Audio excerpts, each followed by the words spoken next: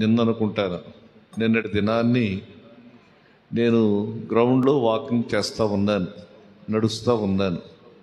నడుస్తూ ఉంటే ఈ పిల్లలంతా కూడా నాతో నడవడానికి వచ్చారు. ఈ పిల్లలంతా నాతో నడుస్తూ ఉన్నారు. చాలాసేపు నడిచిన తర్వాత జామ చెట్టు దగ్గరికి వెళ్ళి కాయలు కోసుకుందామని చెప్పేసి పిల్లలంతా వెళ్ళారు. చెట్టు మీద ఇంకా ముగ్గని కాయలు ఉన్నాయి. అయితే కోసుకున్నారు. అందులో ఒకటి చక్కగా ముగ్గిన కాయ ఒకటి ఉంది. పిల్లలు ఏం చేశారంటే నాకు తీసుకొచ్చి ఇచ్చారు. వాళ్ళు తినడానికి ఇష్టపడలేదు. ఇది నాకు ఇవ్వాలని చెప్పి వారు నాకు పట్టుకొచ్చి ఇచ్చారు. నేను ఆలోచించాను, దేవుడు నాతో మాట్లాడినటువంటి మాట ఏంటంటే, ఆ పిల్లలు ఎలాగైతే ఒక మంచి ఆ జామ పండు తీసుకుని వచ్చారో, దేవునికి మనము శ్రేష్టమైనటువంటివి ఇవ్వాలి. దేవునికి ఇచ్చేది ఏదైనా సరే శ్రేష్టమైనటువంటిది మనం ఇవ్వాలనేటువంటి మాటను మీకు తెలియచేస్తా ఉన్నాను. ఎప్పుడైతే మనము శ్రేష్టమైనటువంటివి దేవునికి ఇస్తామో అప్పుడు దేవుడు మరి దేవుని యొక్క వాక్యంలో చెప్పబడిన రీతిగా కరుణించే దేవుడై ఉంటున్నాడని మనం అర్థం చేసుకోవాలి. దేవునికి స్తోత్రం కలుగునుగాక. హల్లెలూయా. దేవుడు చెప్పాడు కదా, ఒక అధికారికి దగ్గరకు వెళ్ళినప్పుడు నీవు కుంటిదారినైనను గుడ్డిదారినైనను తీసుకుని వెళతావా? ఒకవేళ అలాంటివి తీసుకుని వెళితే ఆ అధికారి నిన్ను కరుణిస్తాడా? అలాగే దేవునికి ఇచ్చేటప్పుడు శ్రేష్టమైనటువంటివి ఇవ్వాలి, శ్రేష్టమైనటువంటి సమయాన్ని ఇవ్వాలి. ఖాళీ ఉంటే వస్తాననేటువంటిది కాదు, ఖాళీగా ఉంటే వస్తాను కాదు. బోల్డ్ పనులు ఉన్నాయండి, పనులు అన్నీ చూసుకున్నప్పుడు వస్తానంటే నీవు పనికి ప్రాధాన్యత ఇస్తున్నావు కానీ దేవునికి ప్రాధాన్యత ఇవ్వడం లేదు. శ్రేష్టమైనటువంటి సమయాన్ని దేవునికి ఇవ్వాలి, శ్రేష్టమైనటువంటి జీవితాన్ని దేవునికి ఇవ్వాలి. ఏదైనా సరే శ్రేష్టమైనది దేవునికి ఇవ్వాలి అనేది జ్ఞాపకం చేసుకోండి. దేవునికి స్తోత్రం. ఈరోజు వాక్యం వినడానికి ఎంతమంది సిద్ధంగా ఉన్నారు? హల్లెలూయా. మీరందరూ కూడా మనసులో సిద్ధం చేసుకోండి. ప్రభువా, ఈరోజు నీవు నాతో మాట్లాడు, నీవు మాట్లాడితే నేను బ్రతుకుతాను, నీవు మాట్లాడితే నేను ఆదరింపబడతాను, నీవు మాట్లాడితే నా మనసు తెప్పరిల్లుతుంది, నీవు మాట్లాడితే నాకు ప్రశాంతత చేకూరుతుంది. కాబట్టి నీవు నాతో మాట్లాడు ప్రభువా అని చెప్పి మన మనసును సిద్ధం చేసుకుని దేవుని సన్నిధిలో కూర్చుందాం. దేవునికి స్తోత్రం కలుగునుగాక. హల్లెలూయా. నేను గత కొద్ది వారాలుగా దేవుని యొక్క నామ ప్రత్యక్షతలను గురించి మాట్లాడుతూ ఉన్నాను. నేను లోకములో నుండి నీవు నాకు అప్పగించిన వారికి నీ నామమును ప్రత్యక్షపరచితిని. దేవునికి స్తోత్ర. లోకములో నుండి నీవు నాకు అప్పగించిన వారికి నీ నామమును ప్రత్యక్షపరచితిని అని ప్రభు అయినటువంటి యేసయ్య తన ప్రార్థనలో పేర్కొన్నాడు. అయితే గతించినటువంటి కాలములో అనేకమైనటువంటి నామ ప్రత్యక్షతలు మనం చూచాం. ఈరోజు మరొక నామాన్ని మీకు జ్ఞాపకం చేస్తాను నేను. దేవునికి స్తోత్రం కలుగునుగాక. ఆయన పేరు సైన్యములకు అధిపతి అయిన యెహోవా. ఆయన పేరు సైన్యములకు అధిపతి అయిన యెహోవా. ఇదే మాటను హెబ్రీ భాషలో జెహోవా సబావోత్ అంటారు. జెహోవా సబావోత్. జెహోవా సబావోత్ అంటే అర్థం ఏంటంటే సైన్యములకు అధిపతియగు యెహోవా అనేటువంటిది ఆయన పేరు. సైన్యములకు అధిపతి. ఈ సబావోత్ అనేటువంటి మాటలో సభ అనేటువంటి మాటను మనం అర్థం చేసుకోవాలి. సభ అనేటువంటి మాటను మనం అర్థం చేసుకుంటే హెబ్రీ భాషలో ఈ మాటకు రెండు విధాలుగా ఈ మాటను మనం అర్థం చేసుకోవచ్చు. సభ. సభ అనేటువంటి మాట నామవాచకం, సభ అనేటువంటి మాట క్రియావాచకంగా కూడా అర్థం చేసుకోవచ్చు. Noun and verb. నామవాచకం, క్రియావాచకం. యెహోవా సబావోత్. సభ అంటే మొదటి మాట. క్రియను గూర్చి మనం చూస్తే యుద్ధము చేయుట. యుద్ధము చేయుట. సైన్యములకు అధిపతియగు యెహోవా అంటే యుద్ధము చేయువాడైనటువంటి దేవుడు అని అర్థం చేసుకోండి. దేవునికి స్తోత్ర. ఇది క్రియావాచకం అయితే నామవాచకం ఏంటంటే సభ అనేటువంటి మాటకు సైన్యములు, గొప్ప సమూహము. గొప్ప సమూహమునకు ఆయన అధిపతి అని మనం గమనించాలి. దేవునికి స్తోత్రం కలుగునుగాక. హల్లెలూయా. సైన్యములకు అధిపతియగు యెహోవా అనేటువంటి మాట బైబిల్ గ్రంథంలో 270 సార్లు వ్రాయబడింది. సైన్యములకు అధిపతియగు యెహోవా అనేటువంటి మాట ఇన్నిసార్లు వ్రాయబడిందంటే ఈ నామ ప్రాముఖ్యతను మనం గమనించాలి. మనము సేవించుచున్నటువంటి దేవుడు సైన్యములకు అధిపతి అయినటువంటి దేవుడు. ఆయన సైన్యములకు అధిపతి. సైన్యములకు అధిపతి. దేవునికి స్తోత్రం కలుగునుగాక. హల్లెలూయా. సైన్యములకు అధిపతి. ఈ మాట మొట్టమొదటిగా ఎప్పుడు ఉపయోగించబడిందంటే పరిశుద్ధ గ్రంథంలో మనం చూస్తాం. సమూయేలు మొదటి గ్రంథం మొదటి అధ్యాయములో మొట్టమొదటిసారిగా సైన్యములకు అధిపతి అనేటువంటి మాట వాడబడింది. దేవునికి స్తోత్రం కలుగునుగాక. హల్లెలూయా. అయితే ఏ సైన్యములు అనేటువంటి ప్రశ్న మనం ఆలోచించాలి. ఏ సైన్యములు? ఏ సైన్యములు అనేటువంటి మాట మనం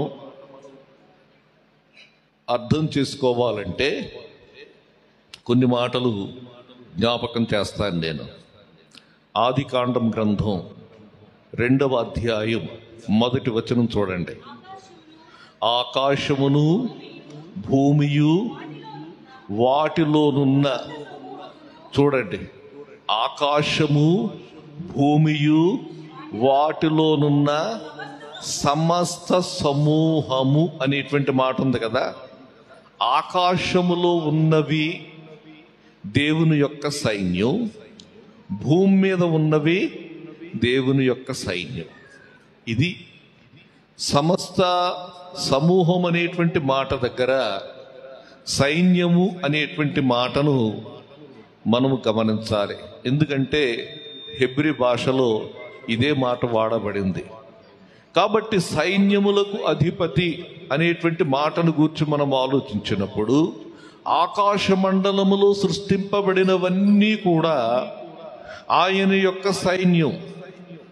భూమి మీద సృష్టింపబడినవన్నీ కూడా ఆయన యొక్క సైన్యం. ఈ సైన్యములకన్నిటికీ కూడా అధిపతి ఎవరంటే మన ప్రభు. దేవునికి స్తోత్రం కలుగునుగాక. హల్లెలూయా. ఇప్పుడు ఆకాశ మండలములో ఉన్నవి ఏమిటి అని మనం చూద్దాం. ఆకాశ మండలములో ఎవరున్నారు చెప్పండి.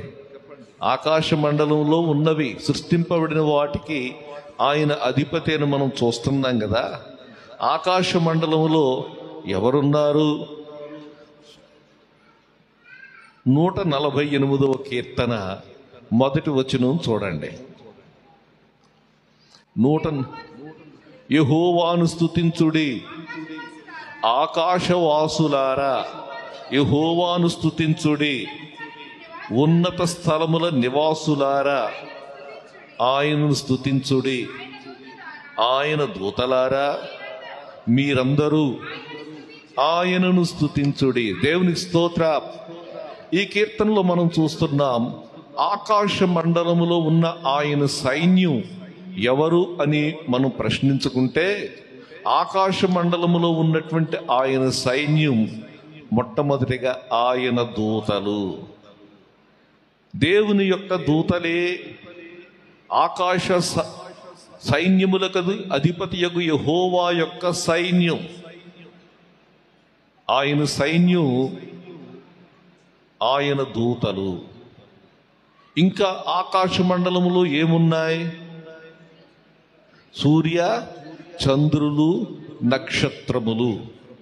సూర్యుడు చంద్రుడు నక్షత్రములు కూడా దేవుని యొక్క సైన్యం. దేవునికి స్తోత్రం కలుగునుగాక. హల్లెలూయా. 3వ వచనంలో ఉన్నాడు కదా, సూర్య చంద్రులారా ఆయనను స్తుతించుడి, కాంతి గల నక్షత్రములారా మీరందరూ ఆయనను స్తుతించుడి. ఇక్కడ చూస్తున్నాం, ఆకాశ మండలములో ఉన్నటువంటి సూర్య చంద్ర నక్షత్రాలు దేవుని యొక్క సైన్యము. దేవునికి స్తోత్రం కలుగునుగాక. హల్లెలూయా. ఇంకా భూమి మీద ఉన్నటువంటి ఆయన సైన్యం ఏంటో మనం చూద్దాం. 7వ వచనం చూడండి. భూమి మీదనున్న మకరములారా, అగాధ జలములారా యెహోవాను స్తుతించుడి. చూడండి, ఈ భూమి మీద ఉన్నటువంటి అగ్ని, వడగండ్లు ఇవన్నీ కూడా ఏంటంటే, ఇవి కూడా దేవుని యొక్క సైన్యం. దేవుని స్తోత్రం కలుగునుగాక. హల్లెలూయా. ఇంకా మనం చూస్తే 10వ వచనం చూడండి. మృగములారా, పశువులారా, నేలను ప్రాకు జీవులారా, రెక్కలతో ఎగురు పక్షులారా. చూడండి, ఇవన్నీ కూడా ఏంటంటే రెక్కలు గల పురుగులు, పక్షులు, ప్రాకే జీవులు, ఇవన్నీ కూడా దేవుని యొక్క సైన్యం. దేవుని స్తోత్రం కలుగునుగాక. హల్లెలూయా. ఇంకా మనం చూస్తే 11వ వచనం చూడండి. భూరాజులారా, ప్రజలు దేవుని యొక్క సైన్యం. అలాగే పరలోకమందున్నటువంటి పరిశుద్ధులు దేవుని యొక్క సైన్యం. ఇప్పుడు ఈ మాటను బట్టి గమనించండి, ఎంత పెద్ద సైన్యం దేవునికి ఉందో చెప్పండి. దేవునికి స్తోత్రం కలుగునుగాక. హల్లెలూయా. దూతలు ఆయన సైన్యం, సూర్య చంద్ర నక్షత్రాలు ఆయన సైన్యం, వాతావరణ పరిస్థితులు ఆయన యొక్క సైన్యం, మనుష్యులు ఆయన యొక్క సైన్యం, నేలను ప్రాకే పురుగులు ఆయన సైన్యం, మృగములు ఆయన యొక్క సైన్యం, ఇవన్నీ కూడా దేవుని యొక్క సైన్యం. దేవునికి స్తోత్రం కలుగునుగాక. అందుకే ఆయన పేరేంటంటే సైన్యములకు అధిపతియగు యెహోవా అని అర్థం చేసుకోవాలి. ఆయన సైన్యములకు అధిపతియగు యెహోవా. ఇప్పుడు ఆకాశ మండలంలో ఉన్నటువంటి ఒక సైన్యాన్ని మీకు దృష్టికి తీసుకొస్తాను. ఆకాశ మండలం, మీరంతా కూడా బయటికి వెళ్ళి రాత్రిప్పుడు ఆకాశం వైపు చూడండి. ఇప్పుడు రాత్రి అవ్వలేదుగా, రాత్రి చూస్తే ఏం కనపడుతుంది చెప్పండి? నక్షత్రాలు కనపడతాయి. లెక్కెట్టడం మొదలెట్టండి, లెక్క పెట్టడం మొదలు పెట్టండి. లెక్క పెట్టగలరా? పోని లెక్క పెట్టి వాటికి పేర్లు పెట్టండి. ఎన్ని పేర్లు పెడతారు? ఒక పిల్లోడు పుడితే పేరెట్టడానికి ఇన్ని పుస్తకాలు చదువుతారు కదా. పిల్లోడు పుడితే పిల్లోడికి పేరెట్టడానికి ఇన్ని పుస్తకాలు చదువుతారు. మరి దేవుడు ఎంత గొప్ప దేవుడో మీకు చెప్తాను చూడండి. దేవునికి స్తోత్రం కలుగునుగాక. హల్లెలూయా, హల్లెలూయా. కీర్తనల గ్రంథం 147వ కీర్తన 4వ వచనం చదవండి. నక్షత్రముల సంఖ్యను ఆయన నియమించి ఉన్నాడు, వాటికన్నిటికీ పేర్లు పెట్టుచున్నాడు. దేవునికి స్తోత్రం కలుగునుగాక. హల్లెలూయా. వాటికన్నిటికీ పేర్లు పెడుతున్నాడటండి. నక్షత్రములు దేవుని యొక్క సైన్యం. నక్షత్రముల యొక్క సంఖ్యను ఆయన నియమించి ఉన్నాడు. నక్షత్రములకు ఆయన పేర్లు పెట్టుచున్నాడు. దేవునికి స్తోత్రం కలుగునుగాక. కాబట్టి కొన్ని సందర్భాల్లో దేవుడు ఏం చేస్తాడంటే తన కార్యముల కొరకు నక్షత్రాలను ఉపయోగించుకుంటాడు. దేవునికి స్తోత్ర. ఒక సందర్భాన్ని మీకు జ్ఞాపకం చేస్తాను. దేవుడు నక్షత్రాలను పిలిచి యుద్ధం చేయమన్నాడు. దేవుని యొక్క వాక్యములో మనం చూస్తే న్యాయాధిపతుల గ్రంథానికి రండి. న్యాయాధిపతుల గ్రంథం 4వ అధ్యాయం. 4వ అధ్యాయంలోనికి వస్తే మొదటి నుండి కొన్ని మాటలు చూద్దాం. ఏహూదు మరణమైన తరువాత ఇశ్రాయేలీయులు ఇంకను యెహోవా దృష్టికి దోషులైరి గనుక యెహోవా హాసోరులో ఏలు కనాను రాజైన యాబీను చేతికి వారిని అప్పగించెను. అతని సైన్యాధిపతి అన్యుల హరోషెతులో నివసించిన సీసెరా. చాలండి. ఈ వాక్యంలో మనం చూస్తున్నాం దేవుని ప్రజలైనటువంటి ఇశ్రాయేలీయులు దేవుని యొక్క దృష్టిలో దోషులయ్యారు. ఎప్పుడైతే వారు దేవుని దృష్టిలో దోషులయ్యారో దేవుడు కనాను రాజు అయినటువంటి యాబీను అనేటువంటి వాని చేతికి అప్పగించాడు. వాని సైన్యాధిపతి పేరేంటంటే, దేవుని ప్రజలైనటువంటి ఇశ్రాయేలీయులకేమో ఇనుప రథాలు లేవు, ఒక్కటి కూడా లేదు వీళ్ళకి. వాళ్ళకేమో 900 ఇనుప రథాలు ఉన్నాయి. ఆ కనానీయులేమో యుద్ధ విద్యలో ఆరితేరినటువంటి వారు, వారికి కత్తులున్నాయి. దేవుని ప్రజలైనటువంటి ఇశ్రాయేలీయుల కత్తులు లేవు, కర్రలున్నాయి. ఇలాంటి పరిస్థితుల్లో ఇశ్రాయేలీయులు దేవునికి మొర్ర పెట్టుకున్నారు. మొర్ర పెట్టుకుంటే దేవుడు ప్రవక్త్రి అయిన దెబోరా ద్వారా మాట్లాడాడు. చూడండి 6వ వచనం చూడండి అమ్మా.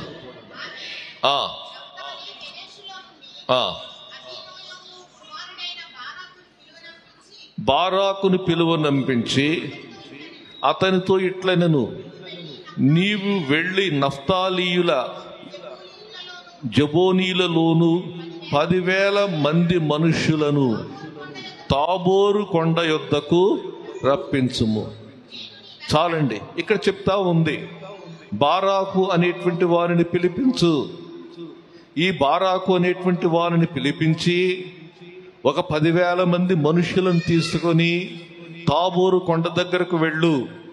నీవు తాబోరు కొండ దగ్గరకు వెళితే నేను నీ దగ్గరకు యాబీను సేనాధిపతి అయిన సీసెరాను, అతని రథములను, అతని సైన్యమును కీషోను ఏటి యొద్దకు కూర్చి నీ చేతికి అతనిని అప్పగించేదనని చెప్పాడు.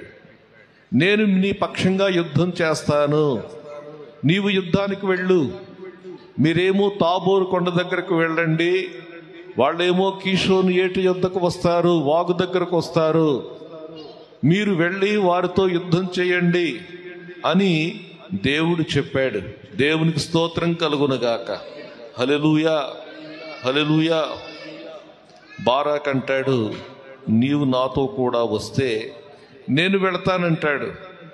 ఇక్కడ గమనించండి, ఒక ప్రక్కేమో 10,000 మంది సైనికులు ఉన్నారు.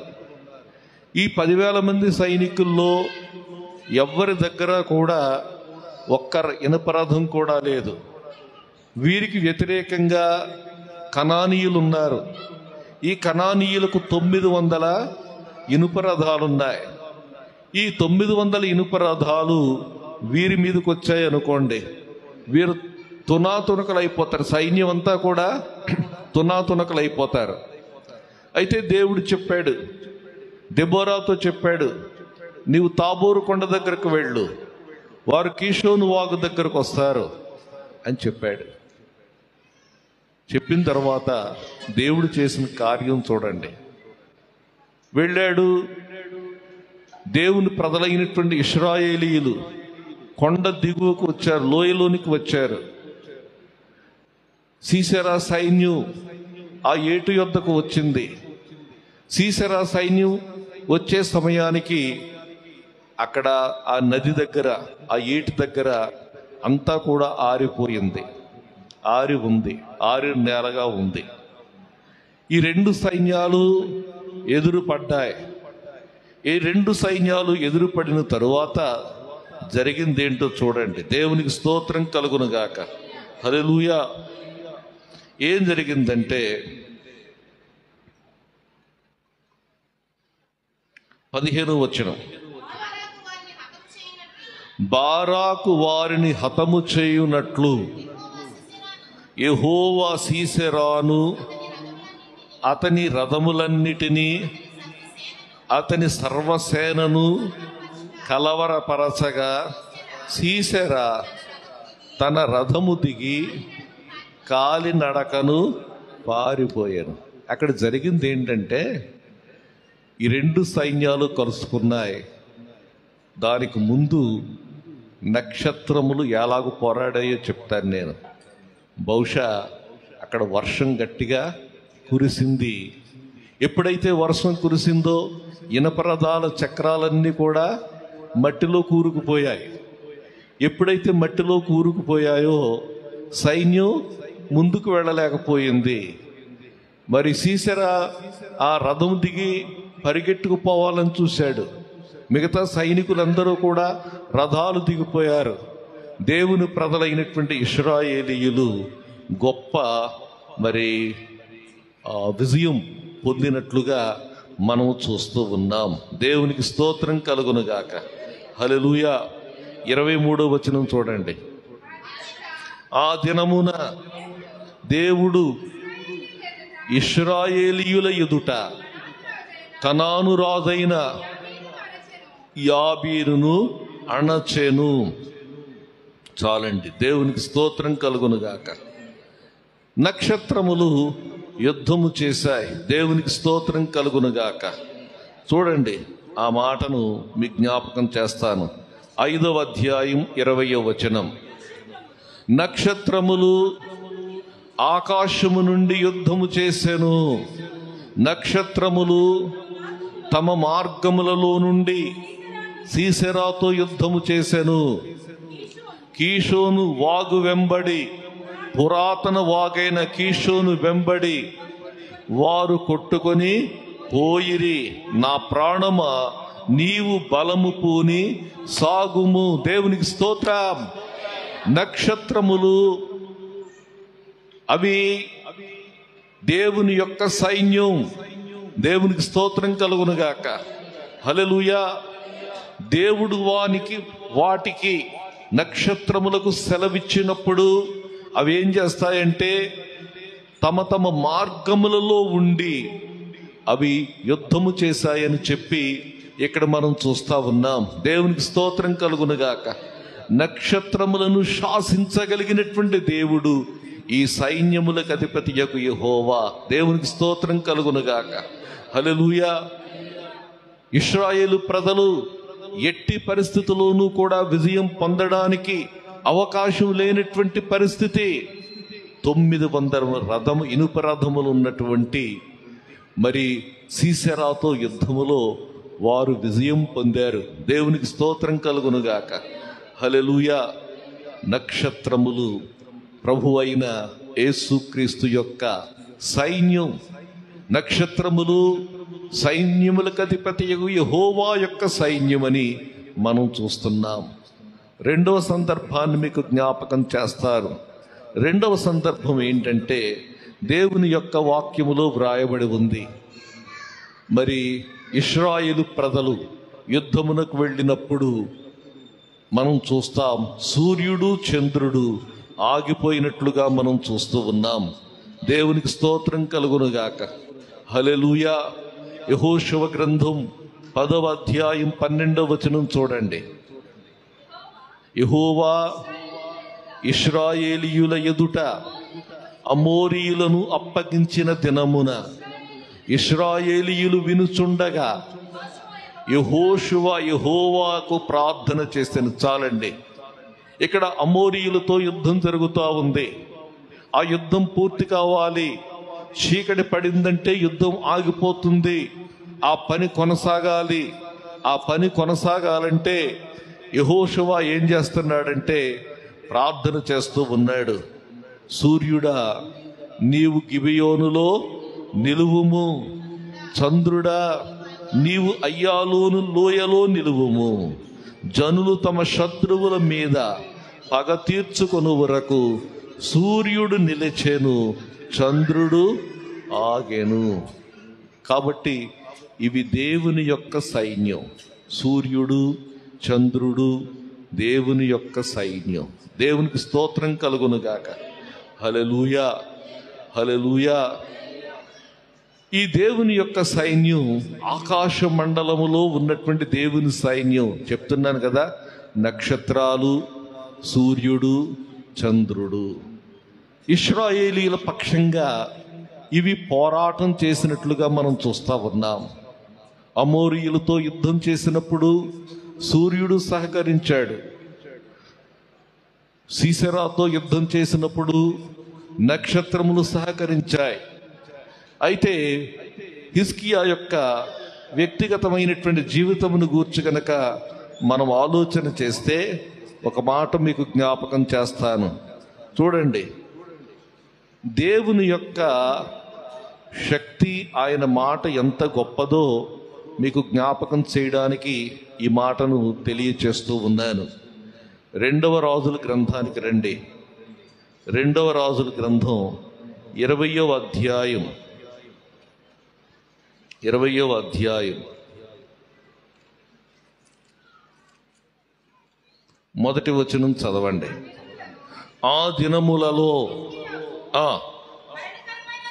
మరణకరమైన రోగము కలుగగా ఆమోజు కుమారుడును ప్రవక్తయునైన యెషయా అతని యొద్దకు వచ్చి, నీవు మరణమవుచున్నావు, నీవు బ్రతకవు గనుక నీవు నీ ఇల్లు చక్కబెట్టుకొనమని యెహోవా సెలవిచ్చుచున్నాడు. చాలండి, దేవుని యొద్ద నుండి రాజైనటువంటి హిజ్కియాకు ఒక వర్తమానం వచ్చింది. హిజ్కియా, నీవెక్కిన మంచం దిగవింక, నీ టైం అయిపోయింది, నీ ఇల్లు చక్కబెట్టుకో అని కబురు పెట్టాడు.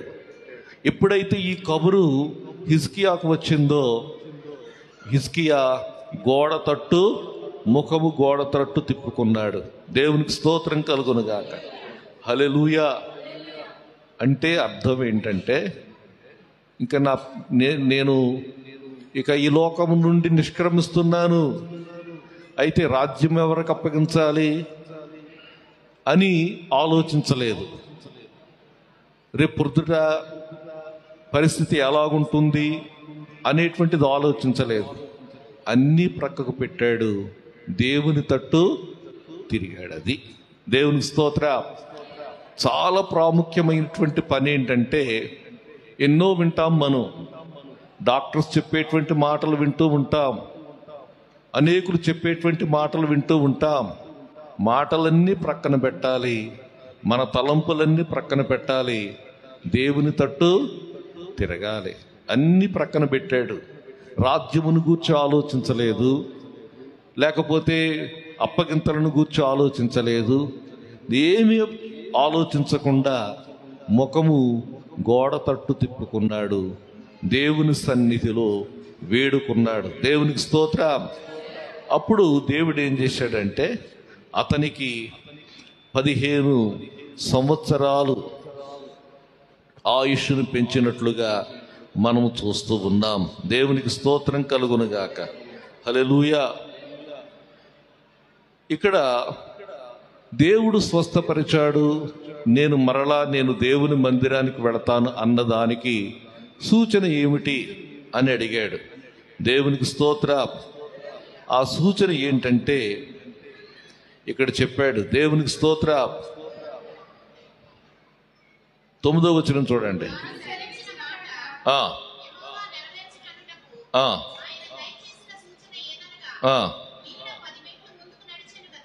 నీడ 10 మెట్లు ముందుకు నడచెను కదా,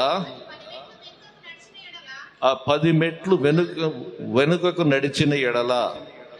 అవునా? అందుకు హిజ్కియా ఇట్లనెను, నీడ 10 మెట్లు ముందరికి నడుచుట అల్పము గాని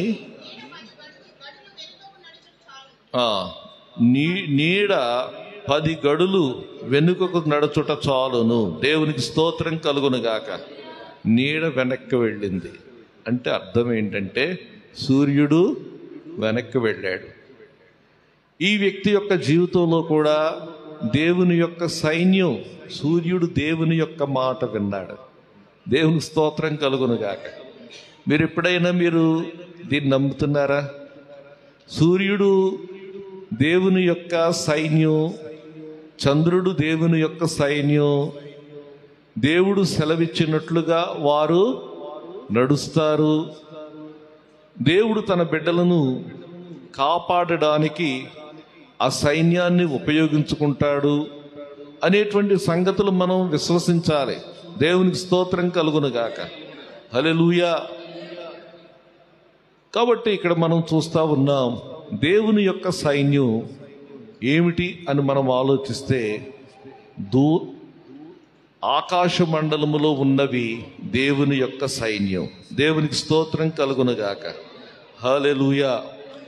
రెండవదిగా ఆకాశ మండలములో ఉన్నటువంటి దేవుని యొక్క సైన్యం ఏంటో తెలుసా? దూతలు. ఎవరండి? దూతలు. దేవుని యొక్క దూతలు దేవుని యొక్క సైన్యం అని చెప్పి మనం గమనించాలి. దేవునికి స్తోత్రం కలుగునుగాక. హల్లెలూయా. ఈ దూతలు ఏం చేస్తుంటారు అనేటువంటి ప్రశ్న మనం ఆలోచిస్తే దేవుని యొక్క దూతలు సేవకులుగా దేవుడు ఏర్పాటు చేశాడు. చూడండి, కొన్ని మాటలు జ్ఞాపకం చేస్తాను. హెబ్రీలకు రాసిన పత్రిక మొదటి అధ్యాయం 14వ వచనం చూడండి. వీరందరూ రక్షణయను స్వాస్థ్యము పొందవో వారికి పరిచారము చేయుటకు పంపబడిన సేవకులైన ఆత్మలు కారా. వీరందరంటే అర్థం ఏంటంటే ఆ ముందు వచనంలో మనం చూస్తున్నాం దూతలను గూర్చి మాట్లాడాడు. దూతలు రక్షణ అను స్వాస్థ్యము పొందిన వారందరికీ కూడా పరిచర్య చేయడానికి పంపబడిన దూతలు, సేవకులు అని మనం అర్థం చేసుకోవాలి. దేవునికి స్తోత్రం కలుగునుగాక. హల్లెలూయా. దూతలు విశ్వాసుల యొక్క సేవకులు, రక్షణ పొందినటువంటి వారి యొక్క సేవకులు. కొన్నిసార్లు మనం ఒక క్రూర మృగాన్ని కానీ లేకపోతే ఒక విషపురుగును కానీ మనం ఎదుర్కొనేటువంటి పరిస్థితులు తటస్థిస్తాయి. ఇలాంటివి తటస్థించినప్పుడు దేవుడు ఏం చేస్తాడంటే తన దూతను పంపి వాటి నోరు మూయిస్తాడు. దేవునికి స్తోత్రం కలుగునుగాక. హల్లెలూయా. కొన్ని సందర్భాల్లో మనం బయటికి వెళ్ళిపోతూ ఉంటాం. ఏదో పిచ్చకుక్క వచ్చి తరుముకొస్తుంది. దేవుని యొక్క దూత ఏం చేస్తాడంటే ఆ పిచ్చి కుక్క యొక్క నోరు మూయిస్తాడు. మీరు నడుచుకుంటూ వెళుతూ ఉన్నారు, ఏదో రోడ్డు మీద ఉన్నటువంటి ఎద్దు మీ మీదకి తిరగబడవచ్చు, కానీ దేవుని యొక్క దూత ఏం చేస్తాడు? వాటిని వెనుకకు మళ్లింపచేస్తాడు. ఇది చాలా ప్రాముఖ్యమైనటువంటి సంగతి. ఎవరైతే రక్షణ స్వాస్థ్యం పొందుకున్నారో వారందరికీ సేవ చేయడానికి దేవుడు ఏం చేశాడంటే దూతలను నియమించాడు. దేవునికి స్తోత్రం కలుగునుగాక. హల్లెలూయా. నీకు తెలియకుండానే దేవుని యొక్క దూతలు ఏం చేస్తున్నాయంటే నిన్ను కాపాడుతూ ఉన్నాయి, నిన్ను రక్షిస్తూ ఉన్నాయి. అలాగని చెప్పి దూతకు ప్రార్థన చేయవలసిన అవసరత లేదు. దేవునికి స్తోత్రం కలుగునుగాక. హల్లెలూయా. దానియేలును మనం జ్ఞాపకం చేసుకుందాం. దానియేలు గ్రంథం 6వ అధ్యాయం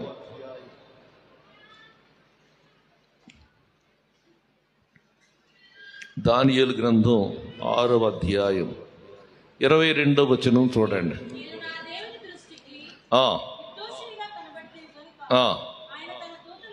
చూడండి, నేను దేవుని దృష్టికి నేను నిర్దోషినిగా కనబడితిని గనుక దేవుడు ఏం చేశాడంటే ఆయన దూతను పంపించాడు. దేవుడు తన దూతను పంపించి ఏం చేస్తున్నాడంటే సింహములు నాకు ఏ హాని చేయకుండా వాటి నోళ్ళు మూయించెను. దేవునికి స్తోత్ర. దేవుని యొక్క దూత వచ్చి ఏం చేశాడంటే సింహముల నోళ్ళు మూయించాడు. దూత నోరు ముయించిందన్నమాట. చూడండి, మరొక మాట మీకు జ్ఞాపకం చేస్తాను. తిమోతికి వ్రాసిన 2వ పత్రిక, తిమోతికి వ్రాసిన 2వ పత్రిక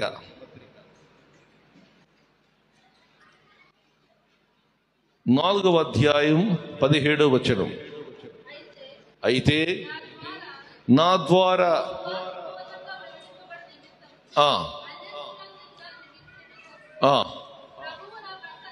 ప్రభు నా ప్రక్క నిలిచి నన్ను బలపరచెను గనుక నేను సింహము నోట నుండి తప్పింపబడి తిని.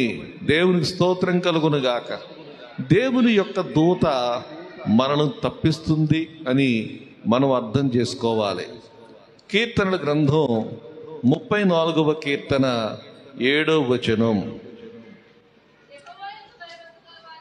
యెహోవా యందు భయభక్తులు గలవారి చుట్టూ ఆయన దూత కావలి ఉండి వారిని రక్షించును. దూతలు జంతువుల యొక్క నోళ్లు మూయిస్తాయి, మనకు ప్రమాదం కలగకుండా, అపాయం కలగకుండా. దూత ఏం చేస్తుందంటే దూతలు మనం తప్పిస్తాయి. యెహోవా యందు భయభక్తులు గల వారి చుట్టూ ఆయన దూత కావలి ఉండి వారిని రక్షించును. దేవునికి స్తోత్రం కలుగునుగాక.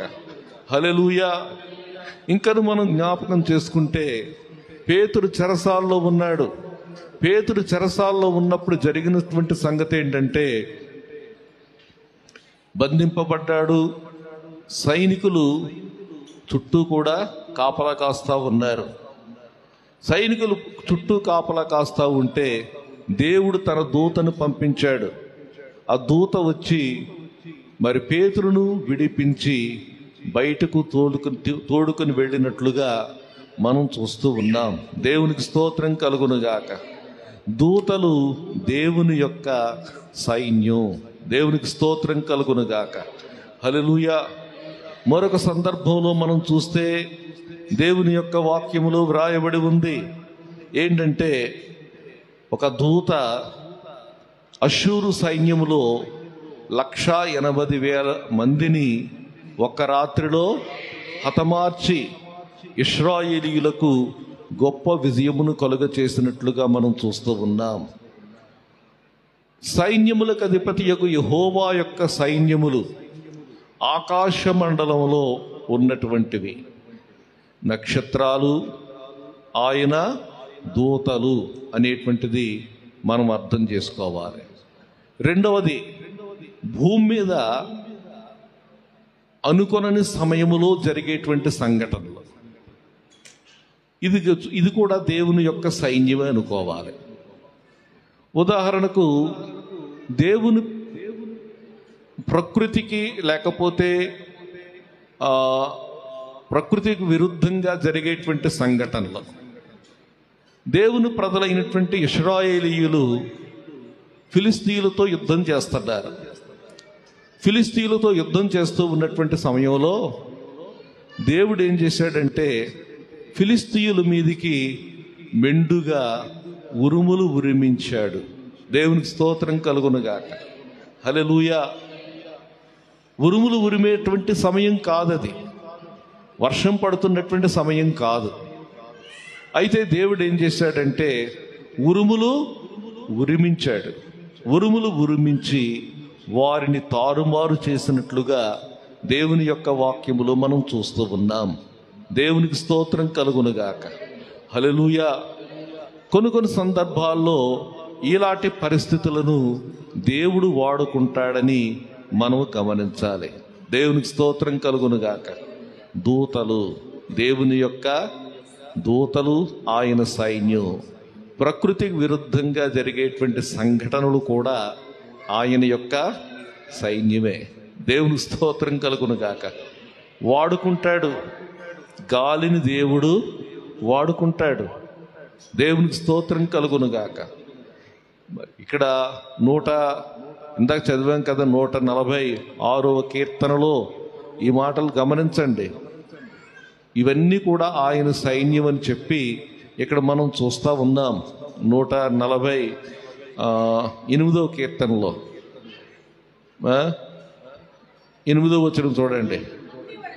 అగ్ని వడగండ్లారా హిమమా అంటే మంచు కూడా దేవుని యొక్క సైన్యం. ఆవిరి, ఆయన ఆజ్ఞను నెరవేర్చు తుఫాను, ఇవన్నీ కూడా చూడండి, ఇవన్నీ కూడా దేవుని యొక్క సైన్యం. దేవునికి స్తోత్రం కలుగునుగాక. హల్లెలూయా, హల్లెలూయా. ఇంకను మనం గమనించినట్లయితే ఆయన సైన్యం ఏంటో తెలుసా? పక్షులు ఆయన యొక్క సైన్యం. దేవునికి స్తోత్రం కలుగునుగాక.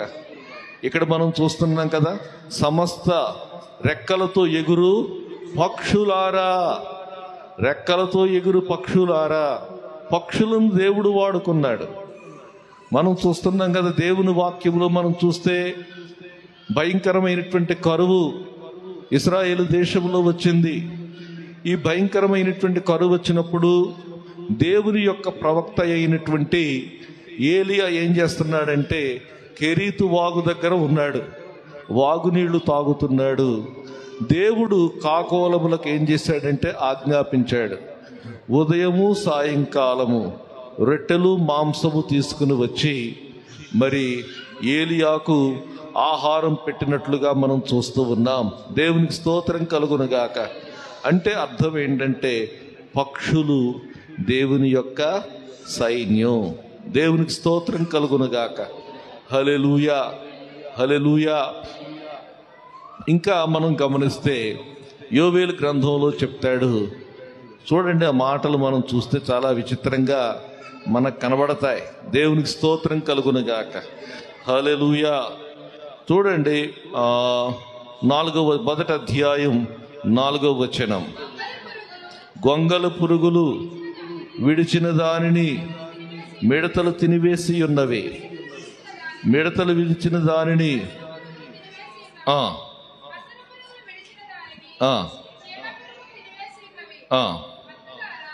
చాలండి. ఇక్కడ గొంగళ పురుగుల గురించి, మిడతల గురించి, పసర పురుగుల గురించి, వీటన్నిటిని గురించి చెప్తా ఉన్నాడు. వీటన్నిటిని గురించి చెబుతూ వీటిని గూర్చేమన్నాడంటే 6వ వచనం చూడండి. లెక్కలేని బలమైన జనాంగము అంటే అర్థం ఏంటంటే సమూహము. దేవునికి స్తోత్రం కలుగునుగాక. హల్లెలూయా. సైన్యము, లెక్కలేని బలమైన జనాంగం అంటే ఈ యొక్క సమూహం ఏం చేసిందంటే ఈ యొక్క పంటలన్నిటినీ కూడా నాశనం చేసినట్లుగా మనం చూస్తూ ఉన్నాం. దేవునికి స్తోత్రం కలుగునుగాక. హల్లెలూయా. ఇవన్నీ కూడా దేవుని యొక్క సైన్యం. అలాగే భూమి మీద ఉన్నటువంటి విశ్వాసులు కూడా దేవుని యొక్క సైన్యం. దేవునికి స్తోత్రం కలుగునుగాక. ఆయనను ప్రకటించు స్త్రీలు మహాసైన్యముగా ఉన్నారు అని వాక్యములో వ్రాయబడి ఉంది. ఆయనను ప్రకటించు స్త్రీలు మహాసైన్యముగా ఉన్నారు. దేవునికి స్తోత్రం కలుగునుగాక. హల్లెలూయా, హల్లెలూయా. కాబట్టి ప్రియులారా, దేవుని యొక్క సైన్యం, సైన్యములకు అధిపతియగు యెహోవా, ఆయన సైన్యం ఎంత ఉంటుంది అని మనం చూస్తే లెక్కలేని సైన్యం ఉన్నట్లుగా మనం చూస్తూ ఉన్నాం. దేవుని యొక్క సైన్యం చాలా ఎక్కువ. ఈ సైన్యమును గూర్చి ఒక మాట మీకు జ్ఞాపకం చేస్తాను. 2వ రాజుల గ్రంథానికి రండి. 2వ రాజుల గ్రంథానికి వచ్చినట్లయితే 6వ అధ్యాయం 12వ వచనం చూడండి. రాజువైన నా ఏలినవాడా, ఇశ్రాయేలు రాజు పక్షమున ఎవరునూ లేరు గాని ఇశ్రాయేలీలలోనున్న ప్రవక్తయగు ఎలీషా మీ అంతఃపురమందు మీరు అనుకొనిన మాటలు ఇశ్రాయేలు రాజునకు తెలియచేయుచున్నాడు. చాలండి. ఇక్కడ మనం చూస్తున్న సందర్భం ఏంటంటే, దేవుని ప్రజలైనటువంటి ఇశ్రాయేలీయుల మీదికి సిరియా రాజు సైన్యాన్ని పంపించాడు. ఈ సిరియా రాజు సైన్యం ఎలీషా ఎక్కడైతే ఉన్నాడో ఆ స్థలము చుట్టూ కూడా ముట్టడి వేశారు. ఆ స్థలము చుట్టూ ముట్టడి వేసినప్పుడు అతని యొక్క పనివాడు ఉదయమునే లేచి బయటకు వచ్చి గుర్రములను రథములను గల సైన్యము పట్టణమును చుట్టుకొని ఉండుట కనబడేను. పట్టణం అంతా కూడా చుట్టుకుందండి. పట్టణం అంతా చుట్టుకోవడం కనపడింది. కనబడినప్పుడు అయ్యో నా ఏలినవాడ మనం ఏం చేద్దాం, అయ్యో నా ఏలినవాడ ఏం చేద్దాం, శత్రువు మనల్ని ముట్టడి వేశాడు, రథములు సైన్యము ముట్టడి వేశారు, అయ్యో నా ఏలినవాడ ఏం చేద్దాం, అయ్యో నా ఏలినవాడ ఏం చేద్దాం అన్నప్పుడు ఇక్కడ మనం చూస్తా ఉన్నాం. దేవునికి స్తోత్రం కలుగునుగాక. దైవజనుడైనటువంటి ఎలీషా అన్నటువంటి మాటలు చూడండి. దేవునికి స్తోత్రం కలుగు. అతడు భయపడవద్దు, మన పక్షమున ఉన్నవారు వారి కంటే అధికులై ఉన్నారు. మన పక్షంగా ఉన్నటువంటి సైన్యం వారి సైన్యం కంటే చాలా ఎక్కువగా ఉంది. వారి సైన్యమును మించిన సైన్యం మన పక్షంగా ఉంది. మన పక్షమున ఉన్నటువంటి వారు వారి కంటే అధికులై ఉన్నారని చెప్పి, యెహోవా వీడు చూచునట్లు దయచేసి వీని కన్నులు తెరువమని ఎలీషా ప్రార్థన చేయగా, యెహోవా ఆ పనివాని కండ్లను తెరవచేసెను కనుక వాడు ఎలీషా చుట్టూ కూడా ఏముందంటే ఒక గొప్ప పర్వతమంత ప్రాకారం ఉందన్నమాట. గొప్ప పర్వతం ఉంది. ఆ పర్వతము దేనితో నిండి ఉందంటే అగ్ని గుర్రములు. సాధారణ గుర్రం మాంసయుక్తములైన గుర్రాలు కదా. వారి పక్షంగా ఉన్నటువంటివి మాంసయుక్తమైనటువంటి గుర్రాలైతే, దేవుని ప్రజల పక్షంగా ఉన్నవి అగ్ని గుర్రములు. దేవునికి స్తోత్రం కలుగునుగాక. వారి పక్షంగా ఉన్నటువంటివి ఇనుప రథాలైతే, దేవుని ప్రజల పక్షంగా ఉండేటువంటివి అగ్ని రథములు. ఆమేన్. దేవునికి స్తోత్రం కలుగునుగాక. హల్లెలూయా. ఎంత గొప్ప సైన్యం విశ్వాసులకు అండగా ఉందో చూడండి.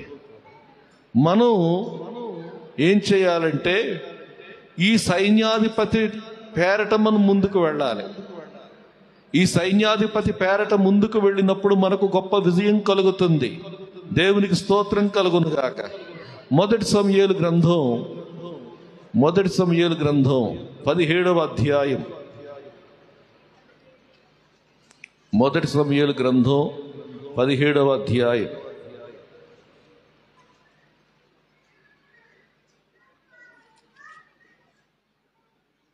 17వ అధ్యాయం 47వ వచనం. దేవునికి స్తోత్రం కలుగును గాక.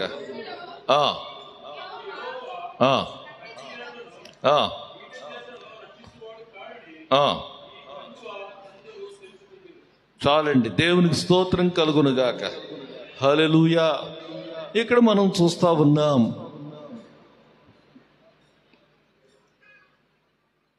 యుద్ధం జరుగుతూ ఉంది.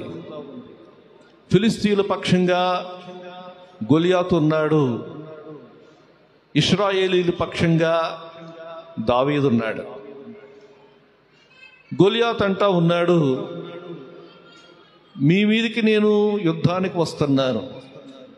గొలియాతు దృష్టిలో కేవలం ఇశ్రాయేలు యొక్క సైన్యమును మాత్రమే చూస్తున్నాడు కానీ ఇశ్రాయేలు వారి పక్షంగా ఉన్నటువంటి దేవుని యొక్క సైన్యాన్ని చూడడం లేదు.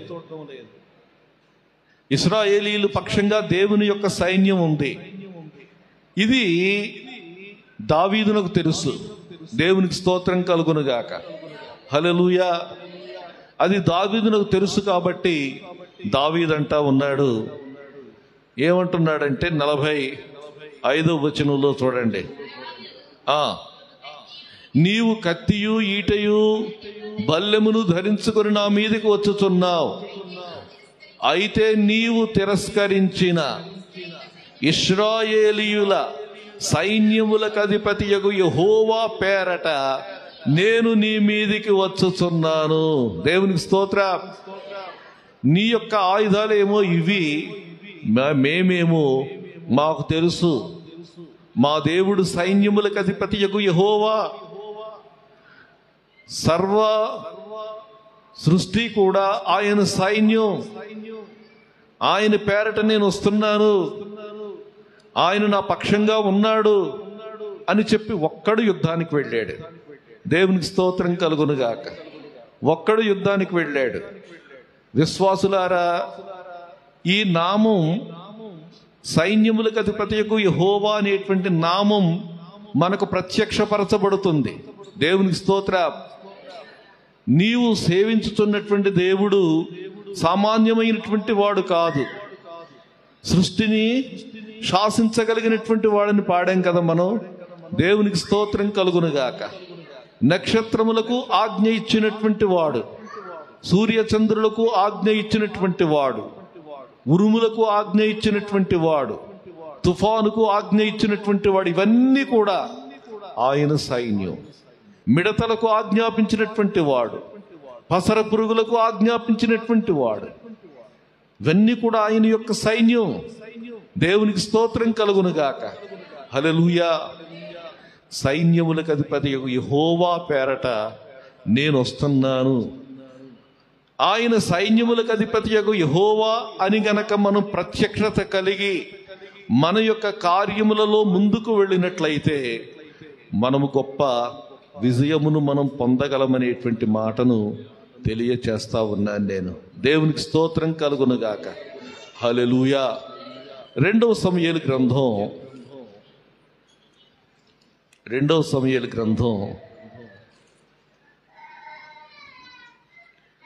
5వ అధ్యాయంలో ఒక మాట జ్ఞాపకం చేస్తాను. 5వ అధ్యాయం 10వ వచనం చూడండి. దావీదు అంతకంతకు వర్ధిల్లెను, సైన్యములకు అధిపతియగు యెహోవా. చూడండి, యెహోవా అతనికి తోడుగా ఉండెను అనేది కాదు కానీ సైన్యములకు అధిపతియగు యెహోవా అతనికి తోడుగా ఉండెను. మన దేవుడు సైన్యములకు అధిపతి అనేటువంటి ఆ నామ ప్రత్యక్షత కలిగినప్పుడు, సైన్యములకు అధిపతి అనేటువంటి నామమును మనం అర్థం చేసుకున్నప్పుడు ఏమవుతుందంటే మనము అంతకంతకు వర్ధిల్లగలం. దేవునికి స్తోత్రం కలుగునుగాక. ఇంకొక మాట జ్ఞాపకం చేసి నేను ముగిస్తాను. ఇందాక చెప్పాను కదా, హన్నాను గూర్చి మీకు జ్ఞాపకం చేశాను నేను. దేవునికి స్తోత్రం కలుగునుగాక. హల్లెలూయా. మొదటి సమూయేలు గ్రంథం 1వ అధ్యాయం. ఈ 1వ అధ్యాయంలో మనం చూస్తే ఇక్కడ హన్నాను గూర్చి మనం చదువుతా ఉన్నాం. దేవునికి స్తోత్రం కలుగునుగాక. హల్లెలూయా. ఇక్కడ మనం గమనించినట్లయితే ఈ హన్నా తన సవితిని జయించలేకపోతా ఉంది. ఈ సవితిని ఆమె కోపం పుట్టిస్తా ఉంది. చూడండి ఆ మాటలకు జ్ఞాపకం చేస్తాను నేను. 1వ అధ్యాయం 6వ వచనం చూడండి. యెహోవా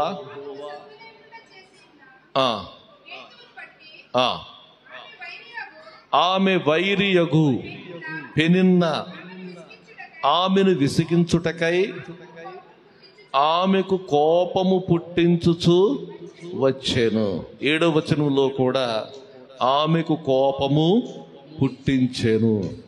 8వ వచనంలో భోజనము చేయలేదు, ఏడుస్తుంది. ఇది ఆమె యొక్క పరిస్థితి. సవితి విసిగిస్తా ఉంది, కోపం రప్పిస్తా ఉంది. ఏం చేయాలో తెలియదు. ఏం చేయాలో తెలియనప్పుడు భోజనం మానేస్తుంది, ఏడుస్తూ ఉంది.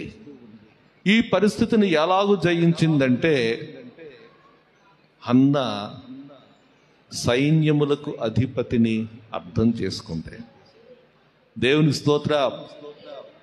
ఈ పరిస్థితిని నా అంతట నేను అధిగమించలేను.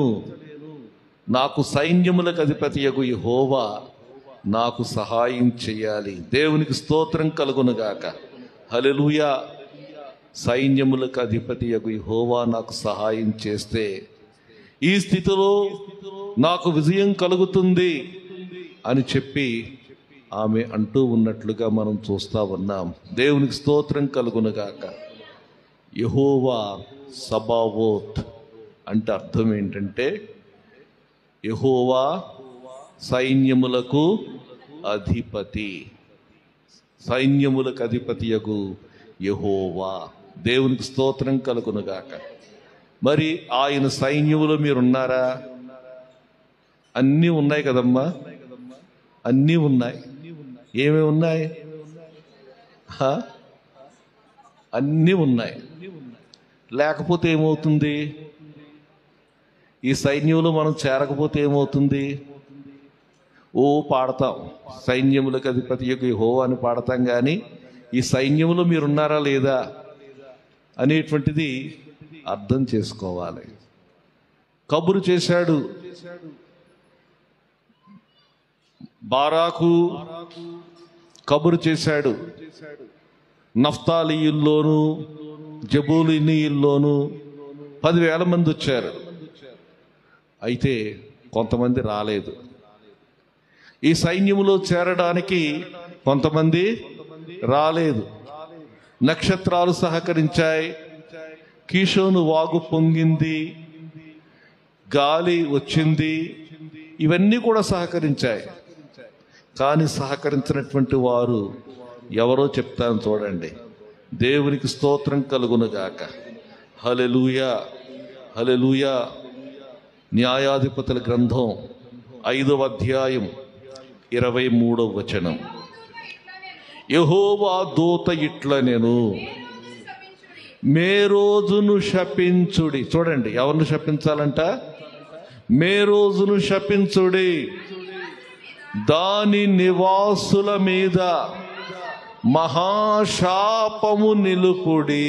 చాలండి, మామూలు శాపం కాదటండి, మహాశాపము నిలపండి. ఏంటి ఇంత శాపగ్రస్తమైనటువంటి పని వాళ్ళు ఏం చేశారు? ఈ మేరోజు అనేటువంటి ఇంటికి చెందినటువంటి వారు, ఈ వంశానికి చెందినటువంటి వారు ఏం చేశారు?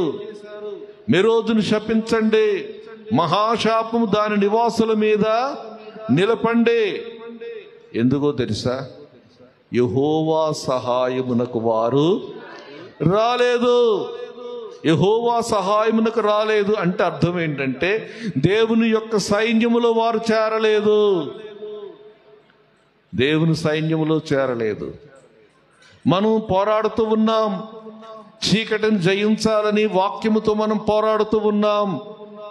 మన ఇంటి దగ్గర మీటింగ్ పెట్టుకుంటాం, ప్రక్కోడు కూడా వచ్చి కూర్చోడు, సహకరించరు, దేవుని పనికి సహకరించరు. సైన్యములకు అధిపతి యెహోవా యుద్ధం చేస్తా ఉంటే ఆయనతో పాటు ఆయన సైన్యములో మనం చేరలేకపోతున్నాం. ఇది శాపము అంటా ఉన్నాడు. యెహోవా సహాయమునకు వారు రాలేదు. బలిష్ఠులతో కూడి యెహోవా సహాయమునకు వారు రాలేదు. ఈరోజు నా ప్రశ్న ఏంటంటే అన్నీ ఆయన సైన్యములో ఉన్నాయి. నీవు ఆయన సైన్యములో ఉన్నావా? ఉన్నారా? ఉన్నామన్న వారంతా ఒకసారి దేవునికి స్తోత్రం చెప్పండి. హల్లెలూయా. అక్కడ కొంతమంది చెప్పలేదు, నాకు అక్కడ లేరేమో. శాపం క్రింద ఉండొద్దు. నేను చెప్పేది ఏంటంటే శాపము క్రింద ఉండొద్దు. ప్రభువు యొక్క సహాయం, ప్రభువుకు సహాయం చేయడానికి ఆయన సైన్యంలో మనం చేరదాం. ఆయన సైన్యములకు అధిపతియగు యెహోవా, యెహోవా సబావోత్, యెహోవా సబావోత్. ఆయన నామము బలమైన దుర్గం. ఆయనే మన సైన్యాధిపతి. దేవునికి స్తోత్రం కలుగునుగాక. హల్లెలూయా, హల్లెలూయా. నీ కొరకు నక్షత్రములకు ఆజ్ఞాపించగలిగినటువంటి దేవుడు. మనం ఆయన సైన్యములో చేరదాం. దేవుడి మాటలు దీవించునుగాక. ఆమేన్.